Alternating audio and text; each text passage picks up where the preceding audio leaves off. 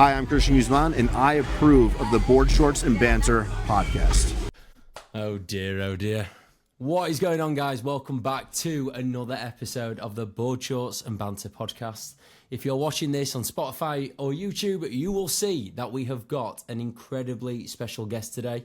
We have got Miss L's Fitness, aka Ella, aka, PCA Pro, WNBF Pro, UKDFA Pro. Any more? That's it. Fucking hell, crazy. How are you doing, Ella? I'm good. How are you? Living the Josh dream. Sounds great. Josh is now smoking 2 packs of Marlboro Reds per day, as you can clearly hear. Yeah, this is part of the off-season protocol. Nice. Just become a massive sesh head, smoke all the time. I'm going to start vaping. That's on the list of things to do. Yeah, life's going to be great. Yeah, but when did you fall ill, Josh? Did you go out on the weekend? Yeah, I might have gone out the weekend. I might have couple gone cans? out Friday night and Saturday night.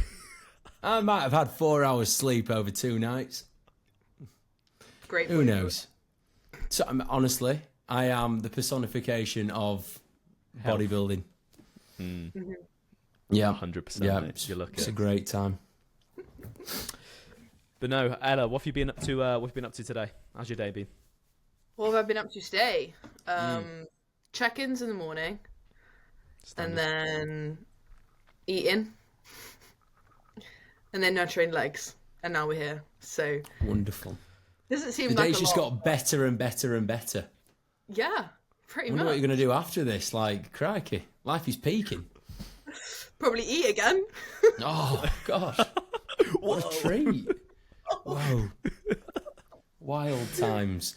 Well, we thought it'd be a great idea to get you on and kind of like go through your season. And we've got literally 40 odd questions for you that range from, what's your favourite bodybuilding class to watch to would you rather have vaginas as fingers or fingers as vaginas? That is This a is great. gold. That is a great. It's just wild. But this is what the Board Shorts and Banter podcast is about. I love that. You sat here listening. 1 minute we're getting all deep and serious. The next, Ian Talbot Balfe vaginas? drops. Yep, the most questionable questions you could ever wish to be asked. Ella, have you ever actually? How many podcasts have you been on? Oh, a few. I wouldn't Okay. be able to tell you off the top of my head how many, but not like a huge amount. I think maybe it'll be less than 5. I think. Okay, Oh. do we know of any of these podcasts that you've been on? Like, would we know any of them? I've been on Loz's podcast, the Natural Female Muscle podcast. Okay. I've been on. Have you heard of Lawrence Grieve? He does like a bodybuilding down under podcast. Oh yeah. Oh, I've heard of it. Yeah. Yeah. Then one of my old clients did a podcast, went on that. Other than that, I might have missed one, and if I have, I am so sorry. But I Well, think that's it. I think you've reached your peak now. Like when you get on BSP, there's again, Yeah, that's. can it get any better? Very You are unlikely. my number one on Spotify rap, so Really? See, Josh said I couldn't believe it. I'm like, what the hell are you doing listening to us? Like, we're fucking losers. We are. We no, actually love are. it. I actually love it. I think it's nice to. I think there's too many podcasts that are too serious. Yeah. Yeah, we agree. Not We agree. here. Serious is not how I would describe this setup. But anyway, right, Ella, you are a figure competitor, a wellness competitor, a fit body, and Women's physique bodybuilding. division. Women's physique, fit body. I've done them all apart from bikini. I have never seen somebody do so many classes in one season. Yeah. Like, I mean, you've done very, very well across them all, but what's the thought process with that? Like, the way that I look at bodybuilding, you kind of choose your niche and then try to dominate it, whereas you've picked every single niche and then dominated it. So, yeah, what's the thought process behind doing so many classes? I think the way that I view bodybuilding is I will never never change how I train or how I live my bodybuilding kind of lifestyle. But as like a posing coach as well, I think it was something I wanted to do to also prove a bit of a point, because I wanted to show that I could pose each category myself and actually teach myself the poses as well and walk the walk, but also show that a lot of it is down to how you pose your physique and not just like the physique you have. So Yeah. I wanted to show that, like, you know, there's a lot of people who will say, oh, you know, if you want to do wellness, you need to train, like, you can't train your chest, you can't train your arms, you got to train this, you got to train that. And then I think people get pigeonholed into doing something before they've actually realized what they want to do.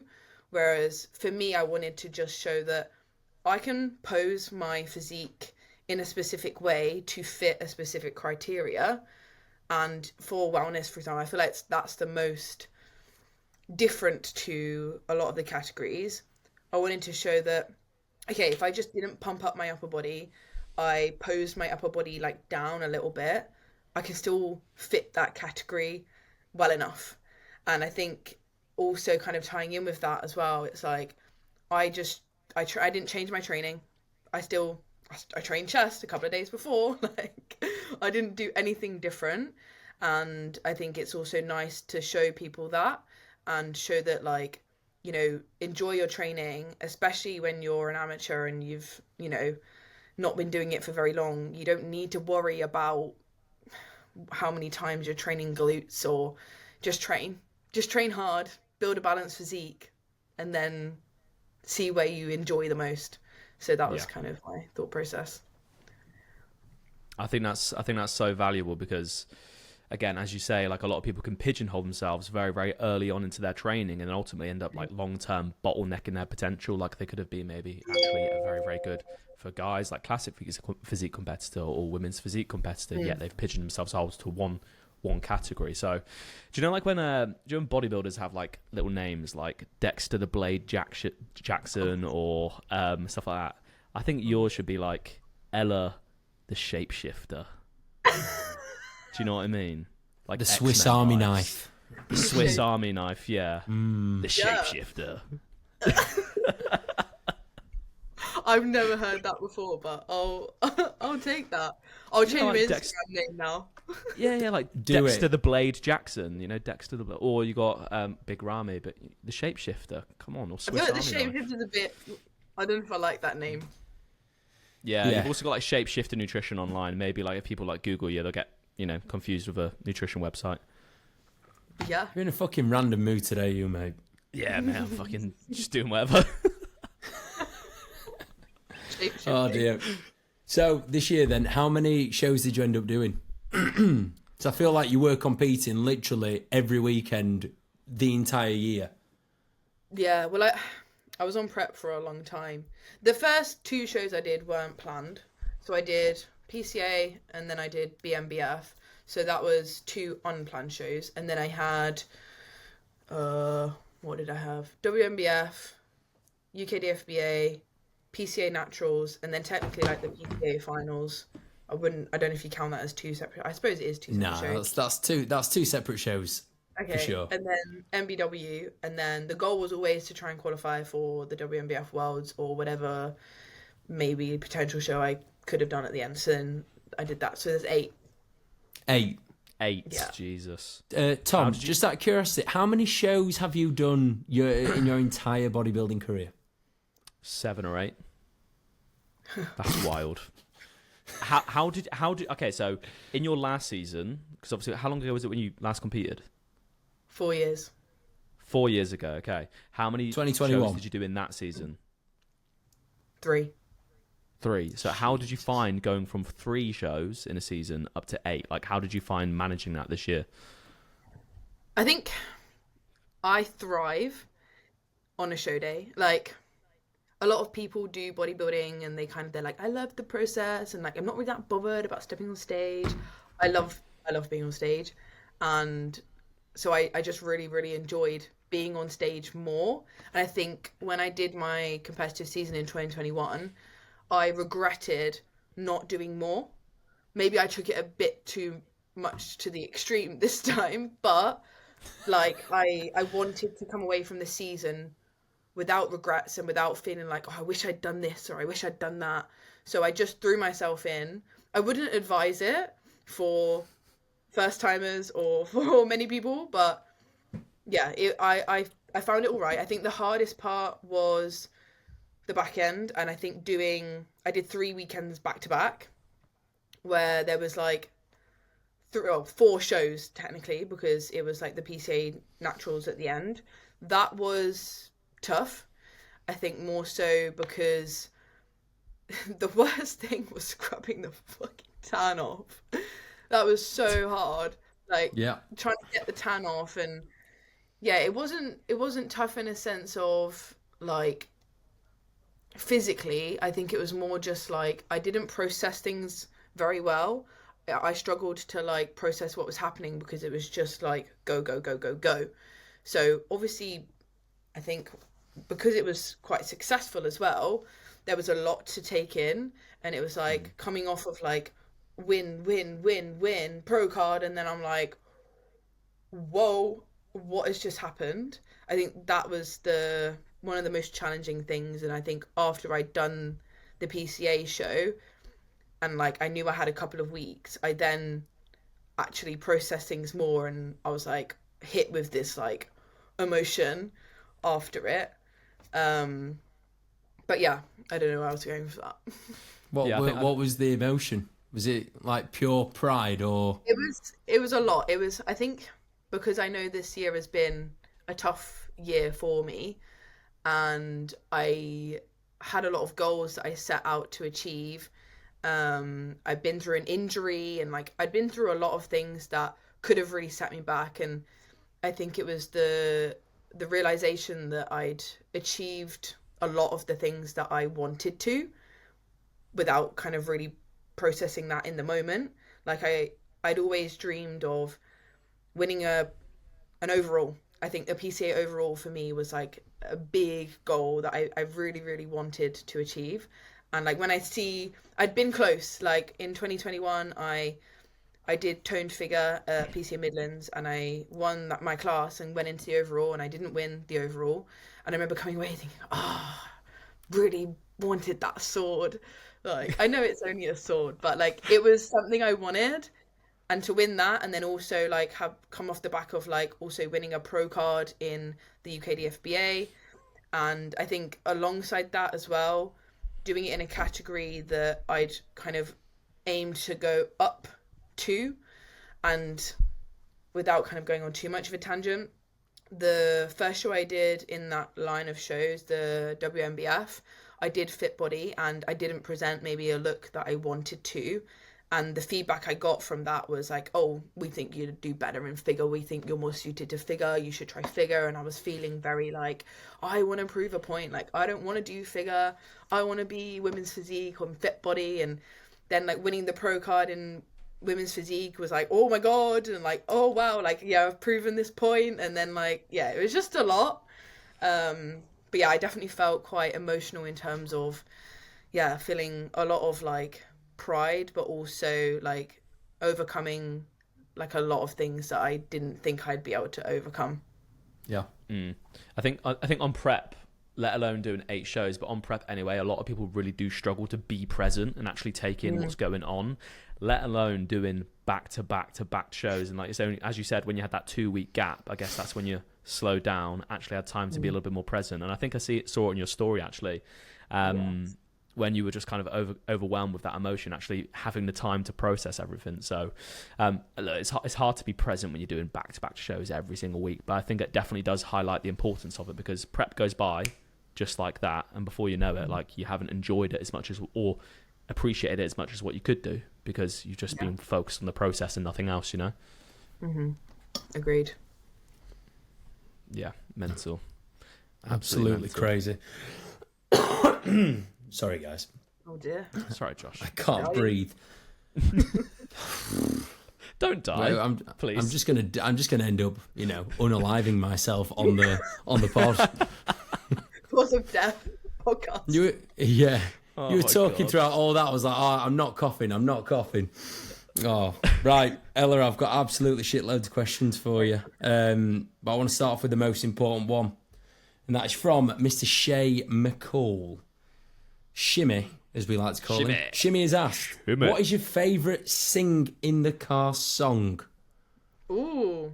Oh, I can See, elite I can question. imagine- You can I finish can your imagine mouthful as Ella well. pops Thank off you. of this. I can imagine Ella just singing at the top of her fucking lungs on the way to Yeah. the gym or way back. Always. 100%. Completely my personifying Bit her of inner Coldplay. Beyonce. I feel like. Oh, there's a song that I can't think of that I know Sing every it. time I sing it in the car. Huh? Sing it. Just Sing it to hum us. it. We'll sing it. I can't think what it is. It's Just hum it. We'll get it. It's a proper belter. Wait, give me a minute. Let me just Google it. Tom, what is your favourite sing-along song? You can't really It sing might be an along to Alicia it. Keys one. What did you say, Ella? It might be an Alicia Keys one. Oh, Ooh. true New belter. York. Is Alicia Keys New York? Concrete Or is it jungle. No One? Or is it an adult? one. No one. Oh no! I tell you what it is. Someone Like You by Adele. Oh, Oh. belter. I give nothing but. Oh Go on, no! Tom. Actually, no. I've got it. Fine Line by Harry Styles. Fine Line. Ooh, I don't know that one. Can't say I've ever heard of that one. Go on. I'm gonna- not very you're gonna well have to- clued up on you're the gonna have Harry to now. Styles. I can't sing. Connor, just tip of the tongue. La la la la la la la. Come on. How does it start? No, I'm getting stage fright. Oh, she's You're- gone you're red, a free- everyone. She's gone so you don't- red. You're a free This time is a pro. fight. How the hell can you get stage fright?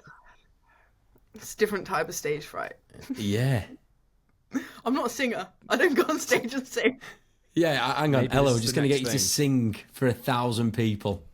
How's that 1,000 feel? people. That's a lot of people. Oh, yeah. That's how many people listen People to this that- the people nonsense that every know- week. The people that know the song will agree with me. Yeah. The Harry Styles fan crew are all sat there, like, cheering. I would pull it up, but we'll get done for copyright, so I'm not going to do that. Yeah, no chance. My go-to sing-along song at the minute is Close to You by Gracie Abrams. Oh, you're a proper Gracie Abrams fan, aren't you? Mate, I love her. I actually kind of want to, find her and marry her. Just putting it out there. Gracie, if you're listening, I'm all yours, sister. Oh my god. I'm sure she's Absolute. listening. Yeah, oh yeah. She goes out with that Yeah. frigging guy from Normal People. Fuming. What? I don't even know. Have you who seen she is, Normal so- People TV show? No. Oh, you need to get on that, mate. That's a belter. Right, also from Shimmy, what is your favourite Christmas film? We are getting to that time of year where the festive questions are seeping through. I think it has to be Elf. Standard, solid choice. Is that yours? That's mine. Tom, it's not Tom's. Oh. Josh knows mine. Josh knows mine. What is It's not Die Hard. No. Is it Home Alone? No. No, it's an Arnold Schwarzenegger Christmas film, isn't it? Yeah. Go on, what is it? I remember it from last year. It's got Turbo Man. in it. Jingle All the Way. Jingle all the way. Oh my God, how have I Ella, remembered that? Ella, you've got to watch it. Ella, gotta I've never watch it. seen it either, mate. It's seen just that this boy is strange. Even though Get Arnold in did the a Christmas bin. film. That's very random. Maybe you two are just like very extremely mainstream. You just go for the Elf and Turbo Man, Do you know- Jingle All the Way. Or and it's get on just it. know really it. good. Do you know what it is, Tom? No, I agree. It's a good film. What's that? It's because Ella's a WNBF pro. Elite film choice. That's it. He's gone now. See you later, mate. Only He's gonna go and get his WNBF. UK UP card. Jesus, he's actually gone. Right, okay, anyway, next question. Right, what does Ella think is the best and worst thing about the fitness industry? Oh, he's got it. He's got his UKIP card. Oh, sorry. We've not got one of them. It's a good wall scraper. Right, anyway, Ella, what is your favourite and least favourite thing about the fitness industry? I'd say favourite is probably the people that you meet in the industry. Like, I really like that it's brought me a lot of friends that I probably wouldn't have, like, connected with, or people that I wouldn't have connected with because of this industry. In terms of what I dislike the most, I actually think I think a lot of people on social media like to be quite aggressive with their opinion, especially when it comes to coaching, and like, no one cares, work harder.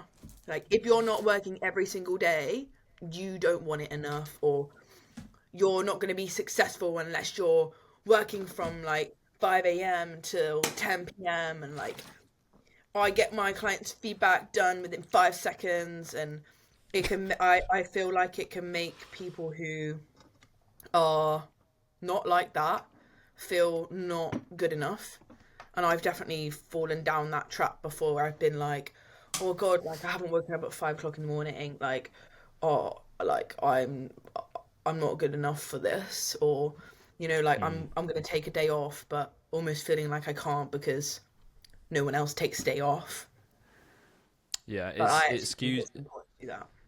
Yeah, it skews your expectations of yourself and like what you deem is right for you for success, doesn't it? Because then you end up doing things that don't align with you, maybe things that don't align with your routine, how your body works, how your mindset works, and then you end up just spinning your wheels, burning yourself out, and in the end, you know, actually not making as much progress as what if you just stuck to what genuinely works for you, you know? Yeah. And I completely agree with you. Yeah, I don't think it's bad. Like, you know, there are some people that thrive from working every day. That's fine. But I know for me, if I tried to work every single day, the quality of my work would not be as good. I need a day off, because when I have had a day off and I've tried to make sure that I incorporate that, I then go into the next day, like, you know, the start of my working week, and I feel like ready.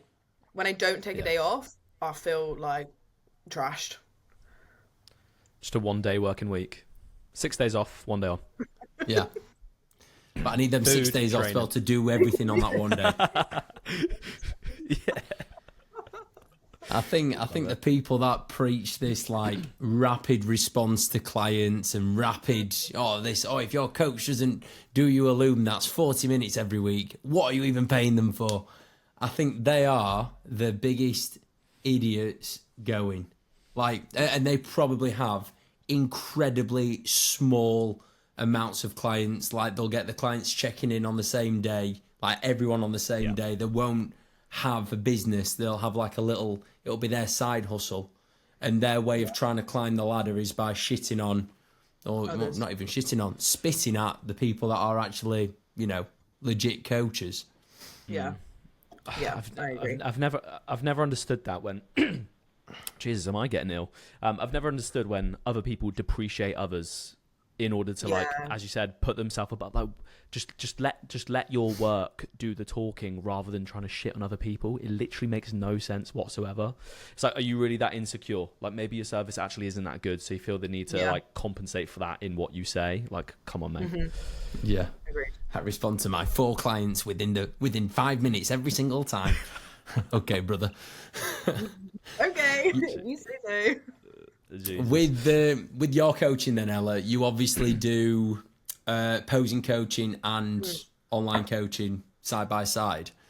In terms of enjoyment, they are both very different. Which one do you think gets your, like, I don't know, brain going the most?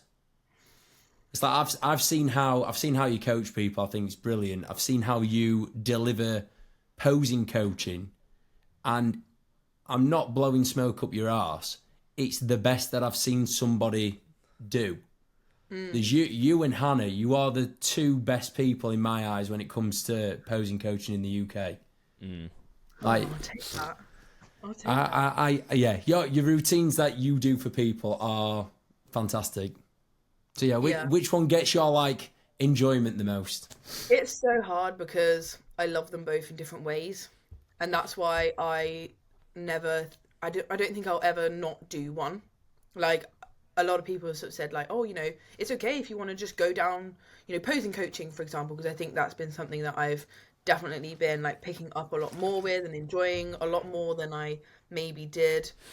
But like, I also get so much fulfillment from coaching still, and it's just in a different way. Like, I feel like I'm quite an empathetic person. So for me, I can empathize quite a lot with clients, and I get a lot of fulfillment from just feeling like I've been there for someone and like helped them. So sometimes I will go above and beyond than what a lot of coaches would do for athletes, but that to me brings me a lot of enjoyment. And when I can like see someone, getting a lot out of that, I love it. But equally, I think posing is definitely something that I've gravitated a little bit more towards the last year. I did start it in 2022, and I think I found it difficult because I didn't have a very good routine and I didn't know how to manage them both. Whereas this time round, like, I think I took a bit of a break from it because it all just got a bit much. Because what was happening is I was training, my split was like 8-day rotation or 10-day rotation or something like that. So all of my sessions were on different days. I had my coaching clients spread across the whole week. So it's like Monday, Tuesday, Wednesday, Thursday, Friday, Saturday. And I was doing check-ins on all of those days. And then I was also trying to do posing, coaching, and train. And I just couldn't find the structure that worked. And what I was finding is, and I'm sure a lot of people will relate to this, is like, the thing that was slipping and like the thing that was not getting the attention was myself and my training. Because I was then going, right, so I'm going to do my check-ins in the morning. And then I was like, right, well, if I'm doing check-ins in the morning, I can't do posing sessions in the morning. So I'll do them in the evening. So then I was giving myself this really small window to train. And so I was then rushing to the gym, training really quickly, not enjoying my session, being just like all over the place, and then getting home, rushing my post-workout meal, and then not actually feeling like I wanted to then do posing. So then I thought that I didn't enjoy posing sessions because I was cramming them in the evening. Took a bit of a break from it, then I missed it. So then I was like, right, I'm going to come back to it. And I just structured it very differently this time, and it's worked really, really well. So what I do is I put all of my coaching clients on Monday, Tuesday, Wednesday. So Monday, Tuesday, Wednesday are for coaching. That's when I do check-ins. That's when I do calls and setups and a lot of the stuff to do with coaching. And then Thursday, Friday, Saturday is when I do posing. So I'll then have my posing slots on those days so that I can do them in the morning, and I can also like still go and train afterwards and know that like I've not got to come back to like do the sessions in the evening, because I work best in the gym when I've done my work and I can then switch into putting my efforts into training. Sometimes I'll have like if I've got a busier week, or like I've got calls in the evenings for consultations, and I'll do them always in the evenings, but I will make sure that I prioritize posing on specific days and coaching on specific days, and that's worked really, really well. And then I'll have a Sunday as a day off, which I sometimes don't do, but I try to. Mm-hmm. But I think it's one of those things, isn't it, where I don't see any reason as to why you shouldn't do both, because they both coexist with each other anyway. Like, if you want to do well as a competitor, like, you need to obviously get into shape, manage your lifestyle, but then you also need to learn how to pose. So you don't need to bottleneck yourself and do one, just now you've got that formula down, you can just grow them both. And a lot of my clients, like my coaching clients, pose with me as well, which works really nicely, so I can oversee their posing and their coaching together. Yeah. Now you just need to start making bikinis and then like do makeup and all that kind of stuff, and you can just create this like cash machine, just prints infinite money. Yeah. Infinite money glitch within bodybuilding. Literally. I think make fake tan. Yeah, fake tan. Bikinis. run a Crikey, show. you could become a makeup artist as well. Yeah. Why not? Just all bases covered. You'd just be rolling in it. You wouldn't have a life. No. That day Meal off, prep company. that's gone. Meal prep No days company. off now. Meal prep company. Yeah. Yeah. Cook for them as well. Do May everything. as well add therapists in there as well, because that's what I feel like sometimes. Wipe their Innit? bum. Tom, show some Sorry. respect, man. Yeah. Sorry, guys. Jesus. Right, Elliot, we've got loads of questions. I've got a question. I've got a Go on question. then, Tom. I've got a question. None of this stupid vagina fingers stuff, right? So, Ella, question for you. Yeah. You had an injury, didn't you? I did. Quite a challenging one. Obviously, before was it after your 20? What year was that in? It was the start of 2024. It was literally, I think it was New Year's Day. Oh, perfect. Perfect timing. That's literally perfect. Yeah. So, previous injury, right? And obviously, I know it's had quite a significant impact on your journey, but obviously, you've clearly bounced back from that in great fashion. So, what would you say is the main thing? Well, first and foremost, what was the injury? It was a slip disc. Nice. That's a proper injury. Was that in the gym that you did that? Yeah. I'd done it twice. So I slipped. I think I had already got like a bit of like a disc protrusion that was kind of there from, I did it in 2022, deadlifting, doing stiff legs, but it like didn't last too long. Like, I think it was like, I was in a lot of pain for a couple of weeks, and then it seemed to be all right, and I just slowly built myself back up, and then I kind of forgot about it. And in 2024, I was actually on the leg press, and it was like an unbranded, like a pivot press that like shook. It was like as you came down. Nice. Yeah, not safe. And I just got a bit cocky and I put too much weight on it and didn't get very many reps, and got a bit annoyed that I hadn't done many reps, racked it, came off, and I was like, oh, that's annoying. And then I went to bend down to like unrack the plates, and I was like, ow, that really hurts.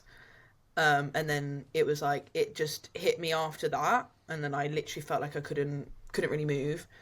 And I was pretty much like, I couldn't bend down, couldn't touch my toes, I couldn't put my socks on. I was pretty immobile for a good few weeks. I actually went to see some physios and think they actually made it worse, which is ideal. Perfect. One of them was like, oh, it's not a disc injury, it's just I think you'll find. And then he did a lot of invasive like work on it, and it just flared it up, made it 10 times worse. And then I went to see a better physio who basically said, you need to get an MRI scan. Got an MRI scan. Then he was just a bit useless with helping me afterwards. He was like trying to tell me I shouldn't do bodybuilding. He was like, you tried doing CrossFit instead. I'm like, no. I'm not going to do that. Surely that's more dangerous. Yeah, Well, that's do what like I thought, handstands but- and shit. Yeah, I know. But he was saying like, I'm not very functional and I should be more functional. And he was like, I would consider maybe stop doing bodybuilding. And I was like, well then, okay, brilliant. So then I thought I'd have to stop bodybuilding. And when I asked him, I sent him the results for the MRI, and I was like, right, like, what do I do now? Like, where do I go from here? He was like, okay, you need to like slowly build yourself back up. And I was like, okay, so can I do this exercise? And he was like, well, you'll know what ones you can do. And I was like, what? Well, if your back explodes, then that might not be the right one for you to do. Yeah. And then I found a really, really good physio who, honestly, I'm so grateful for. Like, I will forever be grateful for the physio that I found. He's called Reese, and he's insane. Where's he based? He's based like around the Leicester kind of that area, like kind of like the Midlands area. He travels and he goes to people He goes to their house, and he's so good at what he does, and he basically helped me like rehabbed me back to training, because I literally had to start from scratch. Like, I was in the gym doing like, I remember first walking into Elevate with this injury, and like I had to go in the gym and do deadlifts with plates on one side, literally 2.5 kilos on one side of the bar, and like people are looking at me. I've never been in the gym before, and I'm just doing these weird deadlift things, and people probably thought, all right. They're probably thinking, Okay. what's this CrossFitter doing in here? But no, so from that experience though, like after the injury, when was it that training truly started to pick up again? I'd say it took a good few months. It's hard to remember exactly when, but I think it was probably, so I had the injury in January. I'd say it wasn't until maybe like April, May Got you. that I was really training properly, but it was like a very slow build up. Like, even then it was like I wasn't back to where I wanted to be.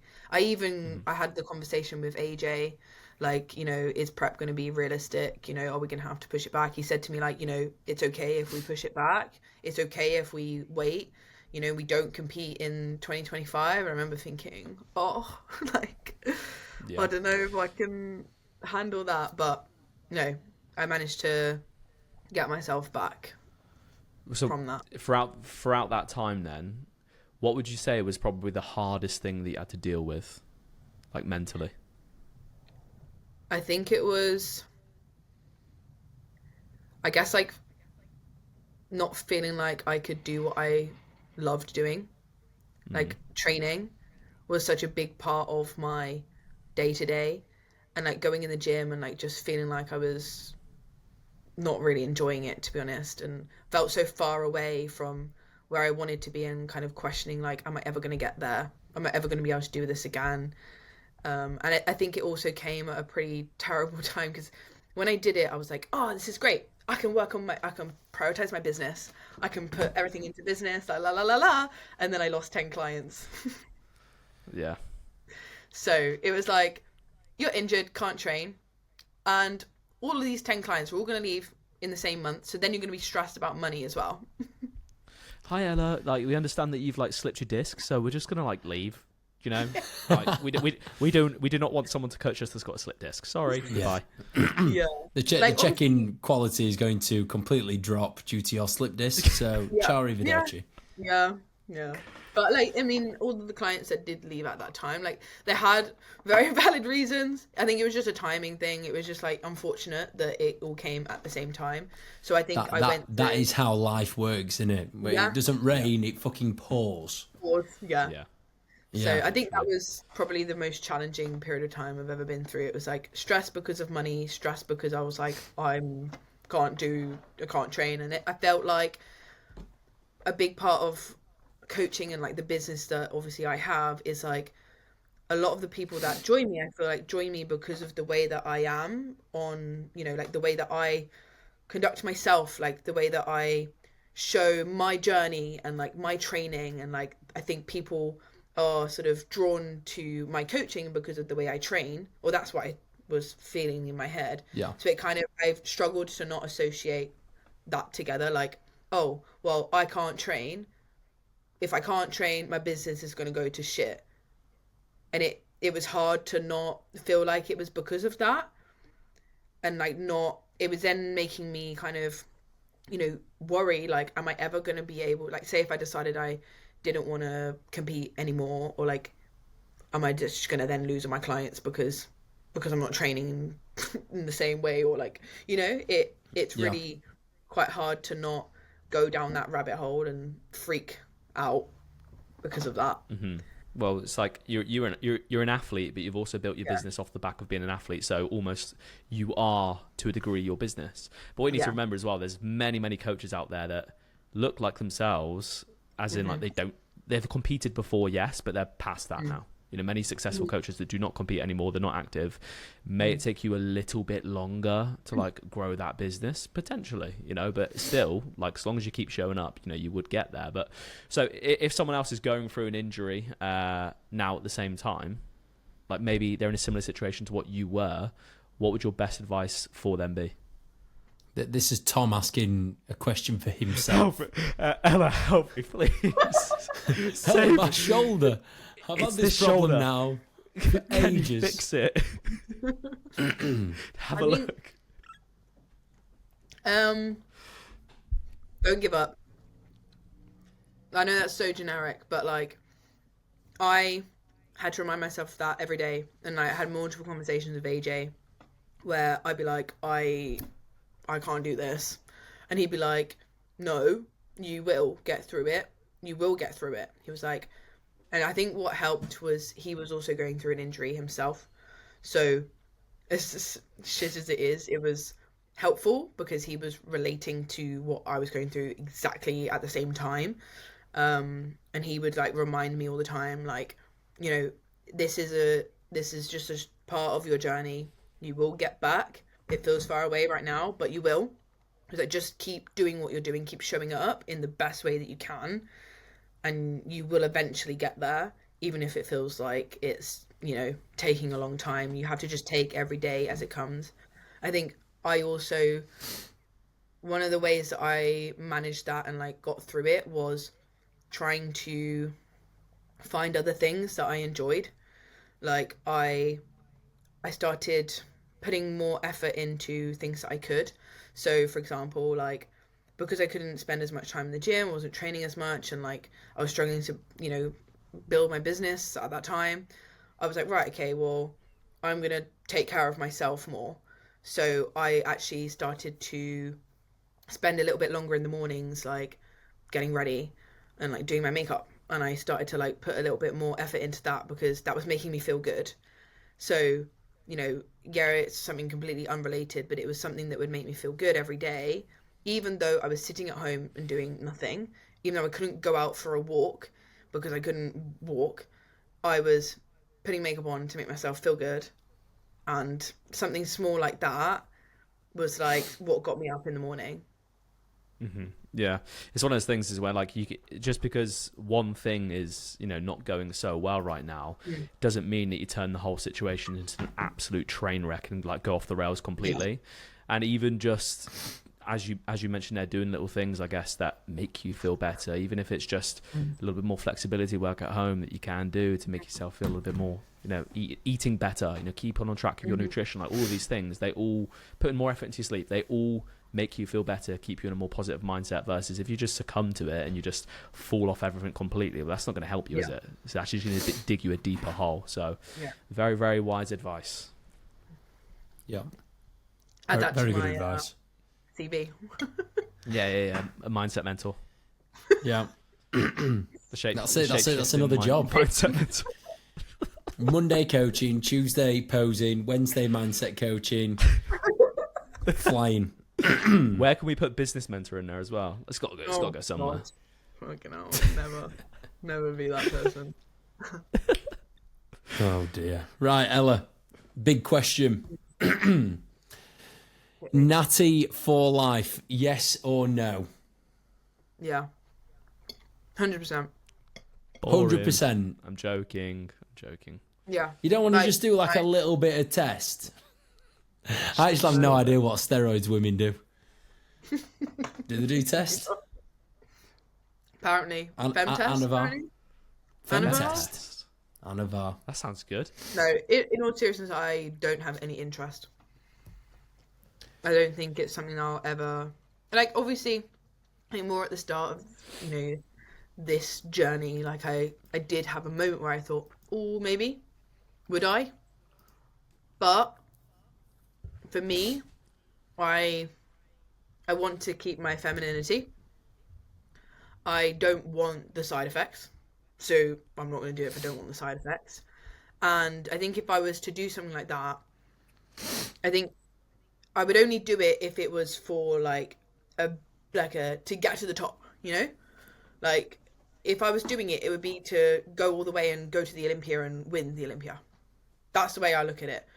And I don't want to do that. So I don't have any interest. And I feel like the path that I have down natural bodybuilding is bigger for me than the path I would have down an assisted route. I'm a bigger fish in a smaller pond in natural bodybuilding, whereas I'd be a very small fish in a very big pond. And yeah, to be honest, the side effects I just have no desire to get any of those side effects. I know that I respect anyone that chooses to do it for their own reasons, and I don't shame anyone for that or judge anyone. But like for me, you know, like I want to have a future outside of this. Like I want to have kids, and if I don't want this to come across in the wrong way, but like I don't want to be on my wedding day. It's almost so like backwards because I am trying to get massive, like I'm trying to grow, I'm trying to get jacked, but I also don't want to stand in a wedding dress and look like Fiona. Yeah. Fiona. Oh my god. But I feel like for I'm women, gonna get cancelled. For women, it's what a lot of people don't consider. Like I feel like for women, it is an even bigger choice to go down that route, because as a guy, you're still going to look masculine regardless. Like it is, you know, it is what it is. In fact, you might have features facially that maybe some people think are more masculine, as a more appealing thing, you know. But for a woman, it's like a lifelong commitment from the side effects that you can get from it. So yeah, it's a crazy leap. Got respect for anyone that's got big goals and does it. But you know, I think even for yourself as well, like what people don't consider as well, especially people that are maybe natural, maybe even natural coaches, like natural bodybuilding is a bigger pool of people to actually even inspire, because more people are going to be natural than not. So it's like if you can be one of the front runners for natural women's bodybuilding, which, you know, there's not a load of people or women that are doing that, then why the hell not? Yeah, exactly. And I think this applies to both male and female as well. When you are using assistants, it's a bigger decision to, like, you know, if people want to retire from bodybuilding, like say if like a male is sat there thinking, I don't know if I want to do this anymore, or I don't know if I want to compete anymore, that's a big choice, because they have to then decide to come off of assistants. Whereas when you're a natural bodybuilder, if you don't want to compete for a few years, just don't. But you're still gonna, if you still want to train, you're not gonna, like, you know, it's not so drastic. It's not like a big life decision. You don't have to like say, I'm retiring from bodybuilding. And I think that's something that also appeals to me, because I used to say to myself, when I have kids, that'll be it. But actually, will it? Maybe not. But I don't have to know, I don't have to decide that. I can just, whenever I'm in that life, you know, phase and I want to have children, I can have children. But then, like, there's no reason I can't still train, and I can't still then, as like a mum, decide to compete again. But if you're assisted, it's like you have to come off the drugs, then you lose the muscle, and then it's like, you know, a lot of side effects. And then if you was to then do it again, you have to go back on the drugs again. It's like, it's a bigger decision to not then compete. So I think 100%. That's a big thing that people don't realize or don't think about. Yeah. I feel like life is like full of like lots of ups and downs and ebbs and flows anyway. And I feel like when you add like drugs in on top of that as well, it just adds like another layer to that, like on cycle, off cycle, hormones in the bin, hormones too much, health good, health bad. It's like, bro, I couldn't process that in my mind. Yeah, my brain would explode. If you had to do everyday stuff plus think about gear on top, I couldn't do it. I'd forget. Right, so if there's no way of going in hands for you, then what is the long-term goal within natural bodybuilding for you? So I feel like after this year, you have ticked off so many people's, you know, what you would expect people's ultimate goals or their dreams to be. I think for me, I want to be one of the top, like I want to be one of the best in the world as a pro. Like, I want to be winning pro shows. I don't want to be a number in a pro. Like, I don't want to just be a pro and just like, just gonna be. I want to win pro shows. I want to be like, when people think of natural bodybuilding, oh, like, who do you think of? Like, I want to be one of those names that people think of. I think also something that excites me a lot is the thought of, now I've got a pro card within a federation that actually I'm going to be against potentially assisted people in PCA, because that pro card, I didn't realize, even though I won it in a natural contest, I'm a PCA pro and I can compete against all of the PCA pros. That to me is something that I want to be the natural pro that's going against the assisted people and beating them. Go on, get in there. Good. Show him. Do it, girl. Get in there. Get him. Let me at him. But, you know, I'm also aware that in order to do that, I'm going to have to take another probably a long off season, which is fine by me. I love off season. How long do you reckon you'll spend in the off season this time around?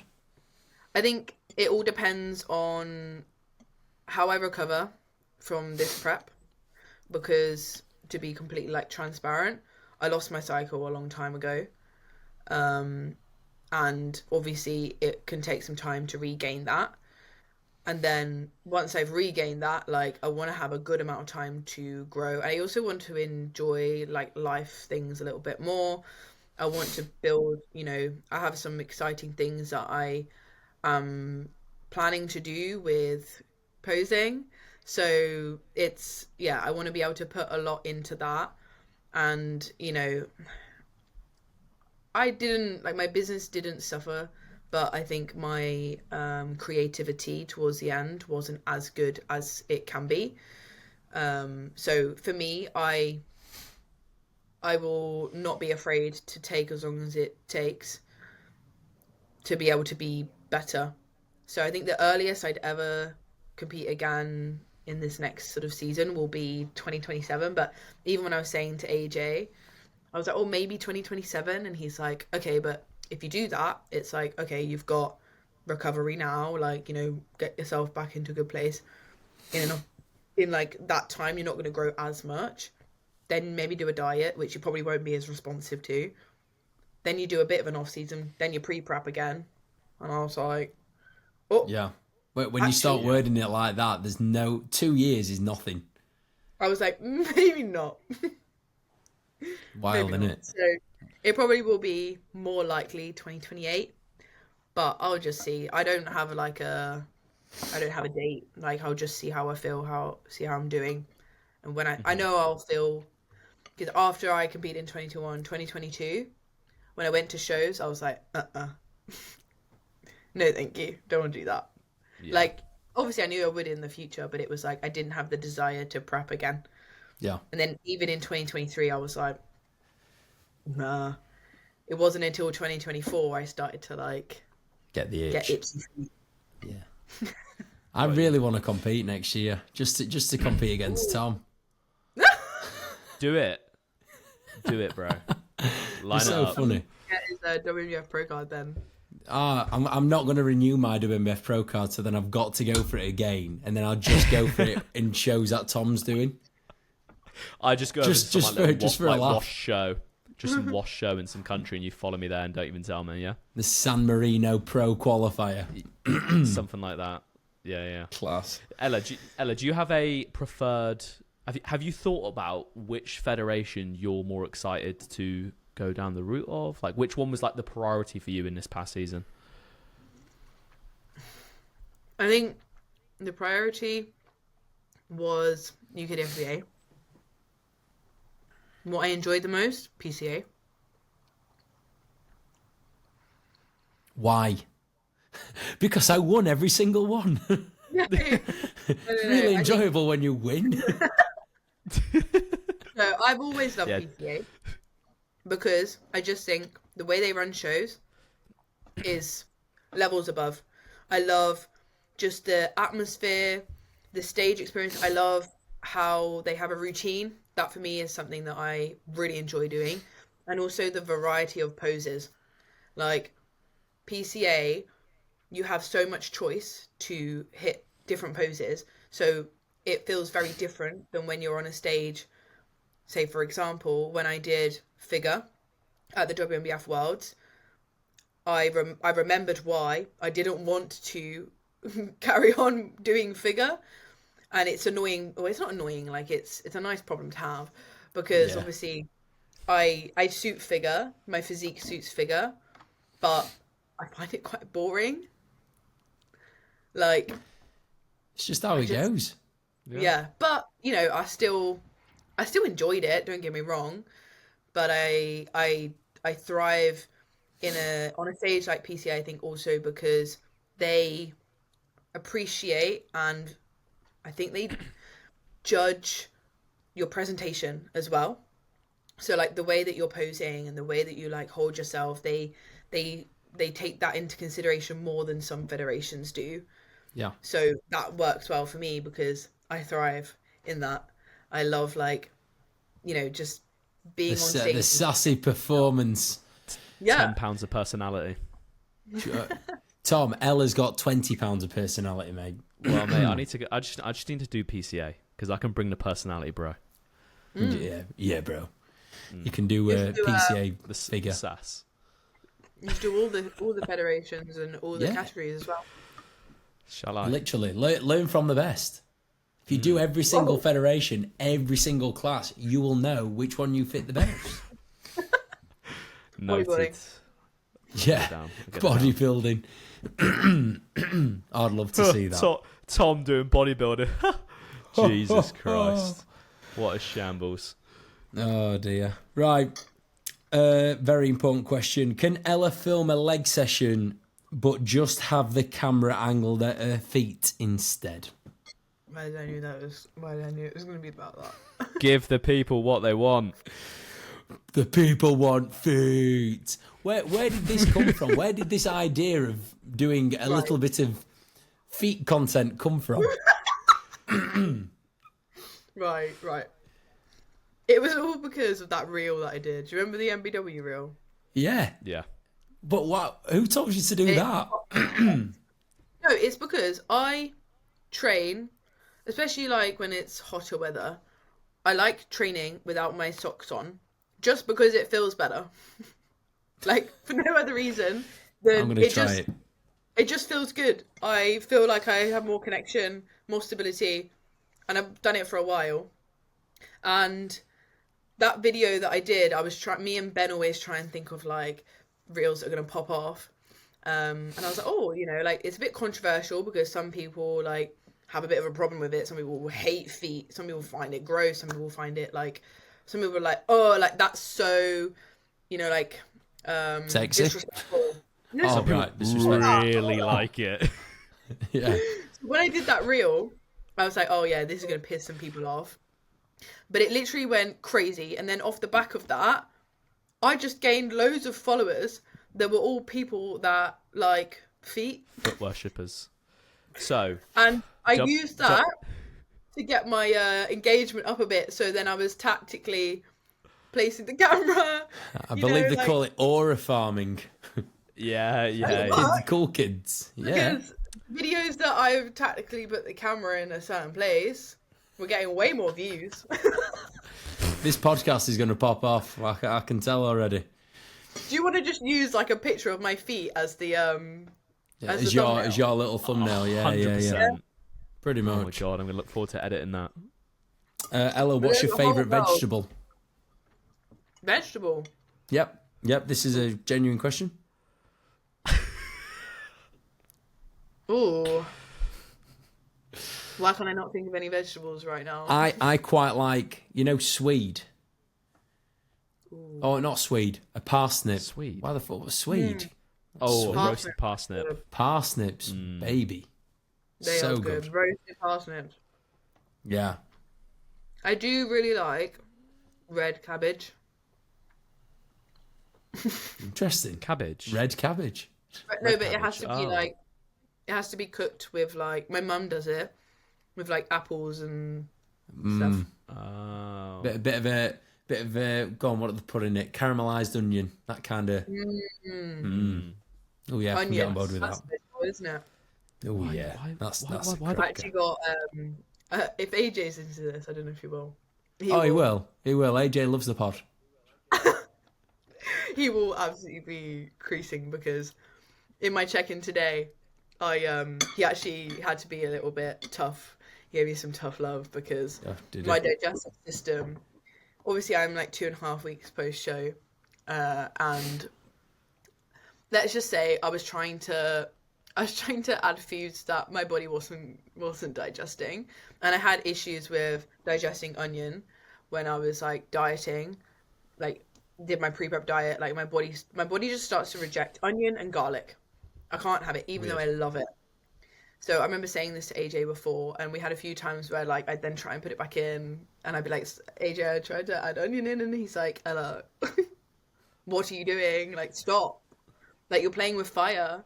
Anyway, this week I was like, I had quite a lot of onion, and I was just like laughing and like, yeah, AJ was having some onion, and he's basically like, stop. What are you doing? What the fuck's wrong with you? Have you seen that guy that goes on aeroplanes eating whole onions? I don't know if I could do that. He's one of my favourite guys on Instagram. I can't remember his name, but next time I see it, I'll send it you over. He literally sits on an aeroplane just eating a raw onion. Like an apple. People looking at him just like... Well, have you seen the person that does it with an egg? Yeah, it's the same person, It I might be think. the same guy. Yeah. Disgusting pig. But that's the vision that I had in my head when you said that you're eating a lot of onion. Yeah, just eating it like an apple. Yeah, I'll rate it. Love it. Ella, what is the meaning of life? Oh, good question. This is from Guy Naker Onions. Photography. The meaning of life, that's very deep. Very deep. Let's get deep. Ooh. Get jacked and eat onions. Yeah? Yeah. Eat onions. Yeah. Onions. Yeah, get jacked. Onions. Garlic and onions. Get wham. They are a good combo, though. Garlic and onions. Yeah. It's a classic. I bet you stink. Feet stink from being out all the time. She eat garlic and onions 4 times a day. Disgusting. Do you know what is really good? Pickled onions. Oh my God, it gets worse. Classic, I like a love pub classic anything pickled pickled. onion. Put something in vinegar.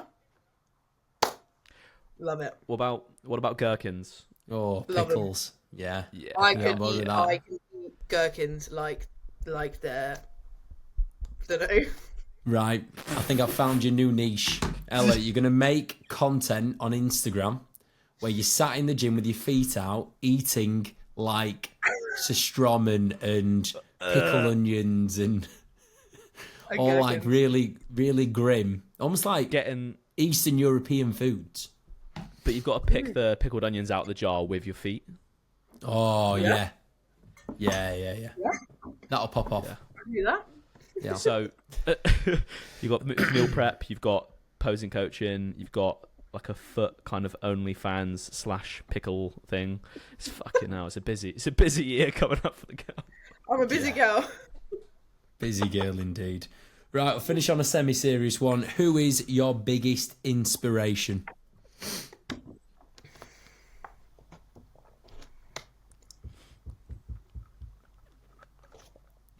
You don't have to say us because you sat on the podcast with us, obviously. You know, you can say who you want. Yeah. Yeah. Obviously, it would be you guys, obviously. Of course. No, I think it depends what you're talking about. I feel like, without it sounding like, oh God, like, ugh. Like AJ inspires me a lot with his business and what he does. So there's a reason that, you know, he's the coach that I have, because I learn a lot from him and he inspires me with what he does. In bodybuilding, I don't know. I feel like it's hard to like pinpoint like who I'm specifically inspired by. I think I'm inspired by like different people for different reasons.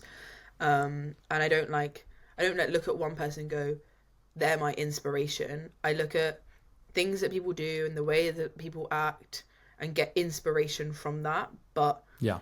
I think I also like to be, I don't know, like different from people. I don't want to be like just trying to be like someone else. I want to almost be my own inspiration without sounding too cringe. No, that's it. That's how everyone should be, in my opinion. You should try to be the person that you would look up to. Yeah. I like it. Tom, who's your biggest inspiration? Well, I thought Ella was going to say Ronnie Coleman, because that's mine. But no. In all seriousness, I don't think you should ever, as Ella was saying, like try and emulate someone. Like, you know, everyone's got their own superpowers, and you know what makes them an appealing or inspirational person. But I think it's definitely worth, as Ella said, just cherry picking little things from different people. You know, like Chris Bum said, maybe authenticity. You know, how open he's been throughout his journey. You know, Jack Eagles for just being extremely handsome. You guys love Jack. Ella, mate, I love him. I love that kid so much. It's untrue. He's like having a little dog. You just see him and you go, oh, I love it. Love Jeagles. What about you? What about you, Josh? I'd say my biggest inspiration is Jurgen Klopp, former Liverpool manager. If you don't know who he is, Ella, No. He's some guy, special bloke. Yeah, I miss it. I miss him a great deal. You know him personally? I feel like I do. Yeah. I've listened to pretty much every word that he's ever said online. So yeah, me and Jurgen, we're tight. Yeah. Love it. Best friends. Super tight. Love it. Right, there's no more good questions in the questions box, unless you want me to just. I've picked the best, and to be fair, me and Tom have pretty much asked the majority. At least 12 of them are foot related. Right. A lot of ones around training, which we've discussed, and also like what your favourite federation is and all the rest of it. So I reckon this podcast has the potential to be one of our best. I've got one. I'm gunning for the #1 listened to podcast. Whoa, that's about 2,000 views. Ooh. Well, if I get my people on it. Get your feet out, I was about to say. Oh my god. I've got like one more question. Yeah. Goals outside of bodybuilding, because we've spoken a lot about bodybuilding. Ooh. So what are your goals outside of bodybuilding? Do people want to know about them? Definitely to have a family. That's like a big thing for me. I want to have a family. I've always wanted to have kids, and I've always wanted to build my own family. I think I'd like to. I have the goals that like most people have. Like I want to buy a house. That's like a big goal that I have. I guess like at the moment, saving to buy a house, and just like I think being happy. I know it's like really like generic, but like I want to live a happy life.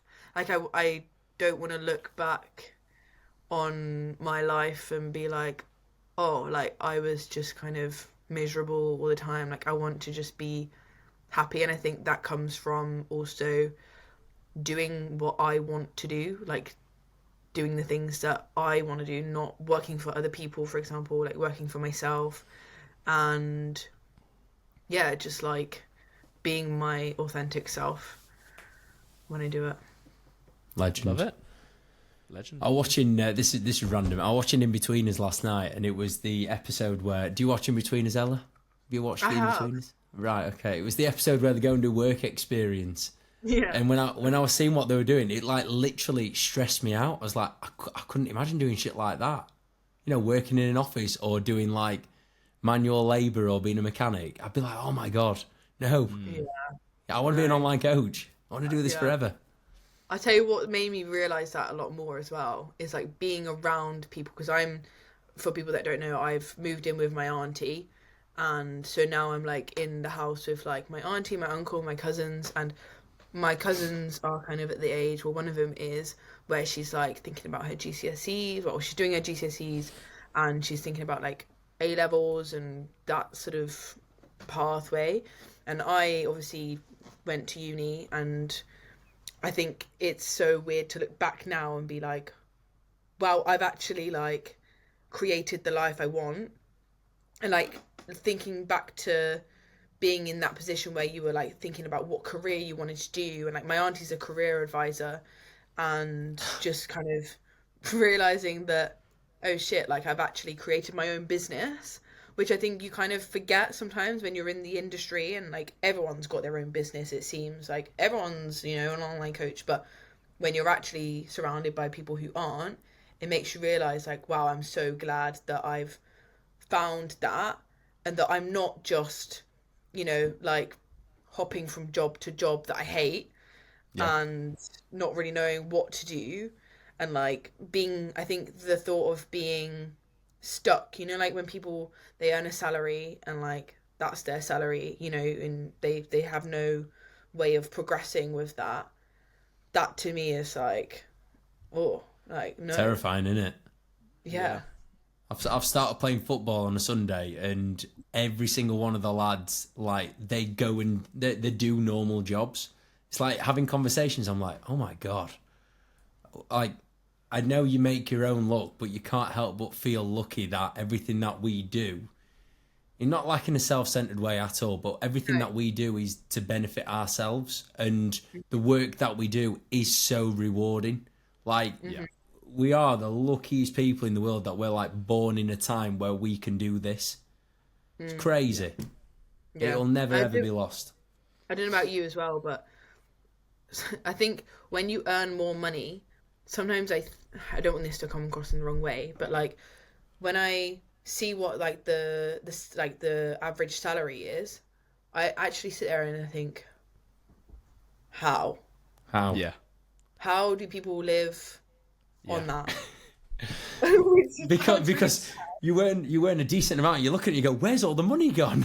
How do people survive on pittance? Yeah, 100%. Oh dear. We're so unrelatable now. God. I know. Just earning too much money, clearly. Yeah. AJ's paying us far too much through MBW. Far too much. Oh dear. Right, we're wrapping up the podcast here then, guys. Nice. Yes. Beautiful. Done. Tom, outro.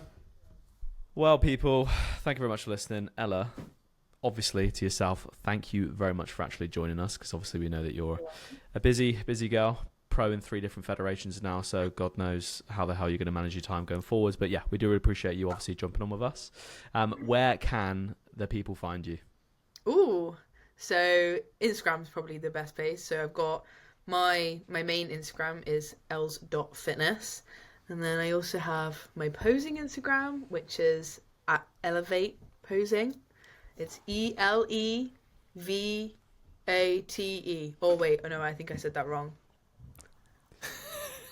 No, that's right. Don't you train I'll at a gym called description. Elevate?